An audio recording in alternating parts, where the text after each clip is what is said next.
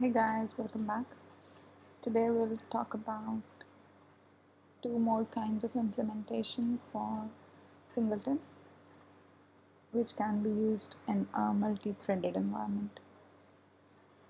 So they are thread safe and double lock. We'll go through the implementation one by one. So first, let's go to thread safe implementation.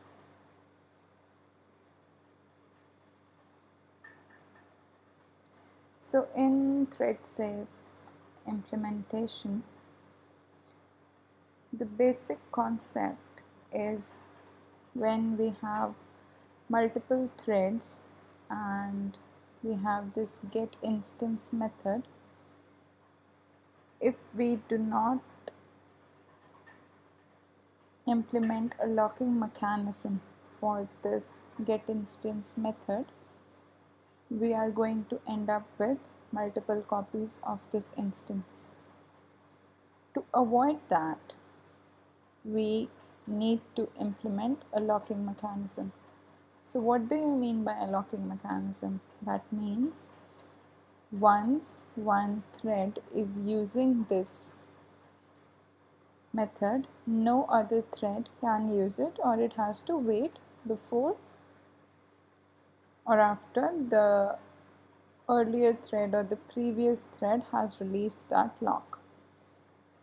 How is this implemented in Java, this locking? It is supported by the synchronized keyword. So if you add the synchronized keyword to your get instance method, two threads simultaneously will not be able to access this, and in this way we can solve the problem of multi-threading environment for the Singleton class.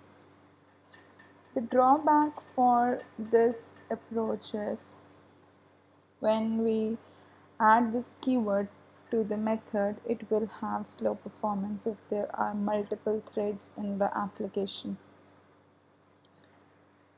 So in the code you can see we have added this keyword, and the remaining logic is same as we had for lazy initialization, that we are instantiating the object inside this get instance method and returning that instance.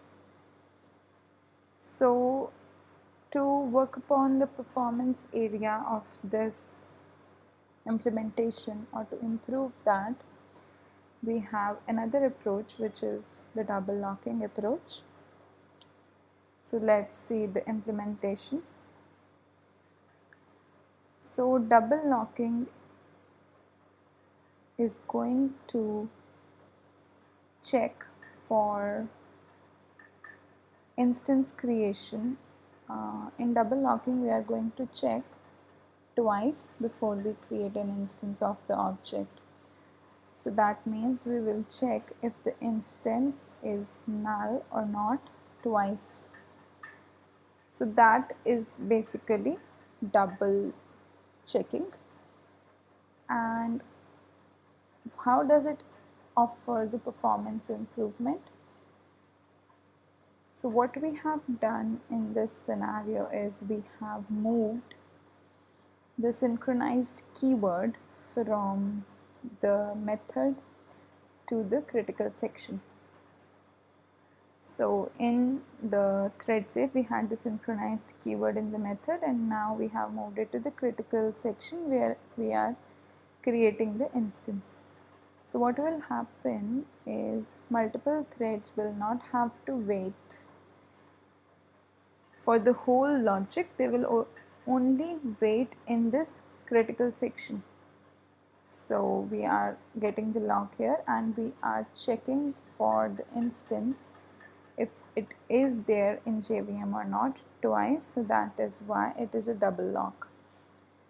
So now we have a natural question: why do we need this second check of instance creation? It is because if I do not add it, then multiple threads are going to create multiple instances of this class. When I add this check, I'm making sure I am returning the reference to that instance and not creating a new object. So that is what we are trying to achieve.